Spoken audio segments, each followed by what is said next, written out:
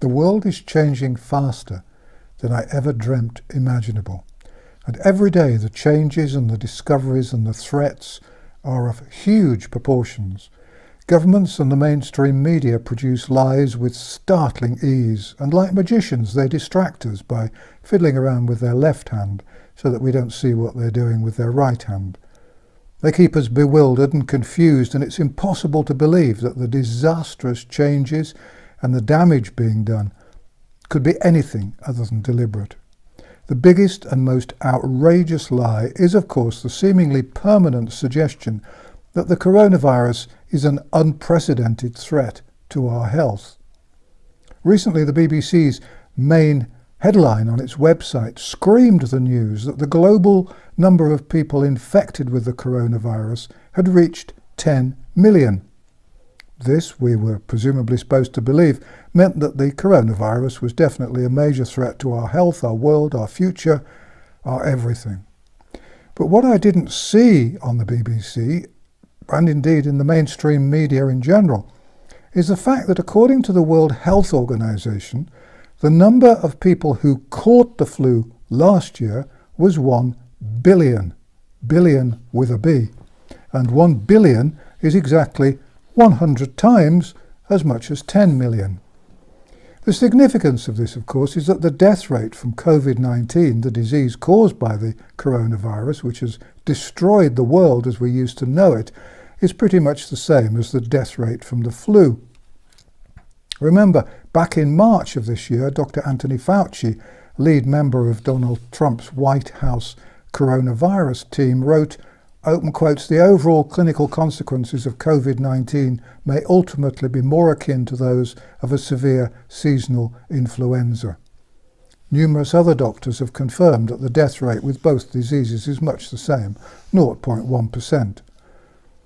And of course, the statistics show that the vast majority of the people who die of both diseases are over 80 years old and have a number of serious underlying diseases. So it's absolutely clear to anyone capable of rational thinking that the current coronavirus outbreak is approximately 1/100th as serious as last year's flu outbreak, though the coronavirus total number of deaths are widely believed to have been manipulated. Why didn't governments close down hospitals and the economy last year when the risk to us all was 100 times bigger than it is this year? The answer, of course, is that it's convenient to do so this year. It fits the plan. Apart from that, we must conclude yet again that there's dirty work afoot.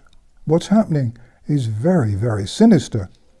I know I've said this before, but I think it's wise occasionally to remind ourselves that everything that comes out of an official spokesman's mouth is part of a massive deception. And just about everything published in the mass media is a lie. Distrust the government, avoid mass media, fight the lies. Some of the lies being told are now becoming a little grey and wrinkled. For example, those who don't believe in the lockdowns are accused of putting the economy before lives. This is a pathetic lie, but it's repeated still and endlessly by the half-witted and by those who haven't got any wits at all. The fact is, of course, that the lockdowns will result in vastly more deaths than the coronavirus. As soon as hospitals were shut down so that they could cope with the alleged flood of people allegedly dying from the coronavirus, it was obvious that the number of deaths caused by the government's treatment was going to be vastly greater than the number dying from COVID-19. And so it has proved. Millions are now going to die because of the way governments have reacted to a minor threat. Moreover, as I warned months ago, the lockdowns have massively reduced our immunity to all other diseases. We were told the other day that 500,000 people were breaking social distancing rules by crowding together on the beaches. Matt Hancock, the UK's health minister and perpetual nanny, threatened to close the beaches, and some police officers were reported to be threatening arrests. All this is very confusing because no one seems to note whether social distancing rules are rules, requirements, suggestions, advice, or laws. And does Hancock have the power to close all the beaches all around the country? Are there enough policemen? Is he going to arrest the next 500,000 people who totter onto the beaches on a warm day? Anyway, it's all a load of nonsense, because the photos which showed people crammed together on the beaches seemed, in part at least to me, to have been taken using telephoto lenses, which make people look much closer together than they really are. If you look at the overhead photographs, it seems to me that social distancing rules were being well observed, and even if they weren't, who the hell cares? People were topping up their vitamin D levels after months of unhealthy lockdowns. Bournemouth apparently decided that it was a state of emergency because people were flooding to the beaches. I always thought that was what seaside towns rather liked, and I don't remember anyone talking about emergency powers being needed when demonstrators caused mayhem in London and started tearing down statues and damaging public property elsewhere. Mind you, it was in Bournemouth that they wanted to take down a statue of Lord Robert Baden-Powell, the inventor of the Boy Scouts, and a man who, in my view, probably did more for the world than any current citizen of Bournemouth, and whose only possible sin was wearing silly-looking shorts. Critics of Baden-Powell claimed that he was a Nazi sympathiser and had based the Boy Scouts on Hitler Youth. The snag is that Baden-Powell founded the Boy Scouts in 1907 when Hitler was a boy, and adopted the swastika on an early scouting badge 9 years before the Nazis used it. Critics don't worry much about history these days. Some of the papers showed pictures of lots of rubbish left on the beaches. That looked pretty posed to me. I wouldn't put it past our leaders to have arranged to have a pile of rubbish tipped on a small stretch of beach just to make us all feel ashamed of ourselves for daring to go out and have a bit of fun. I visited a number of beaches to check, and none of them had any rubbish left behind. The people running the world today seem to me to be evil and manipulative, and there are no rules and no boundaries. Would you believe they wouldn't do that after everything else they've done? It'd be easy to organise. It just seems that we aren't allowed to enjoy ourselves at all. The new rules about pubs will make going for a pint about as much fun as taking a driving test. No more darts, bar billiards or pool, no quiz nights, no dancing, no singing, no standing at the bar, now no loud music, no laughing, no jokes, no live music. Drinks must be ordered by the aid of a special app, and everyone attending must give their name and address and all contact details to the Gestapo agent at the door. Publicans will have to put up with far less income and will have to hire 3 special employees to do work for the state. There'll be one to stand at the door collecting all those names, phone numbers and addresses. There'll be one to stand on guard at the loos and to clean them between each customer.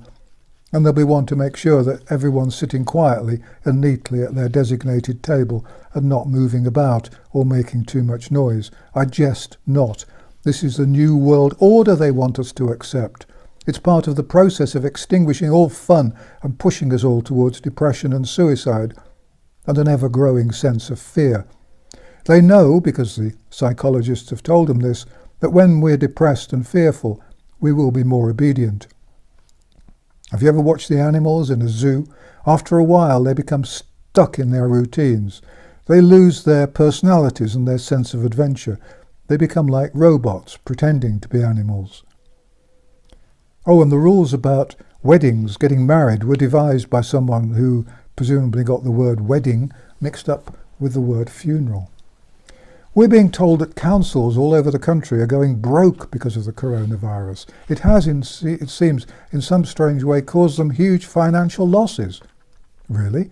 Does anyone really expect us to believe that? In what way has the coronavirus damaged their income? I know how it's damaged the income of shopkeepers and small businesses, but councils?